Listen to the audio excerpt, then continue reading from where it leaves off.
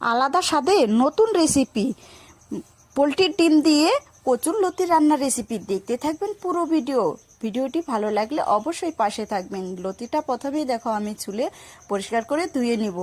এই যে সবগুলো লতি কাটা হয়ে গেছে। তারপরে দেখো কড়াইয়ের মধ্যে আমি তেল দিয়ে ডিমটা ভেজে নিচ্ছি, সামান্য পরিমাণ লবণ দিয়ে ডিমটা ভেজে নেব।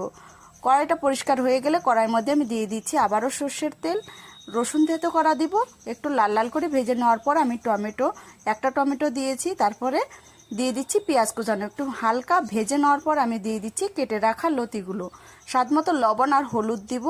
এইদিকে ততক্ষণ হোক, আমি একটু মশলাটা করে নিব। এদিকে শুকনো লঙ্কা, রসুন আর বাদাম, জিরে আর আদা দিয়েছি। মশলা তো বাটা হয়ে গেল। এখন বাটা মশলা দিয়ে সুন্দর করে নেড়েচেড়ে এটাকে ভেজে নিতে হবে। আর ভিডিওটি ভালো লাগলে অবশ্যই সাবস্ক্রাইব, লাইক, কমেন্ট করে পাশে থাকবেন। এই যে দেখো ভেজে রাখা ডিমটা আমি দিয়ে সুন্দর করে আবারও একটু ভেজে নিয়ে দিয়ে দিচ্ছি সামান্য পরিমাণ জলটা বেশি দিব না আমি, যেহেতু ভাজতে ভাজতেই লতিটা কিন্তু অনেকটাই ভাজা হয়ে গেছে। তারপরে জলটা যখন একটু শুকিয়ে আসবে গরম মশলা দিয়েই আমি নামিয়ে ফেলবো। কেমন হয়েছে রেসিপিটা অবশ্যই জানাবেন। আমি একটু ভাত দিয়ে খেয়ে দেখাবো কেমন হয়েছে। এই যে দেখো ভাত দিয়ে খেয়ে দেখো অসাধারণ হয়েছে। একটু লেবু নিলাম আর খেয়ে দেখছি, অসাধারণ টেস্ট, অসাধারণ। বাড়িতে একবার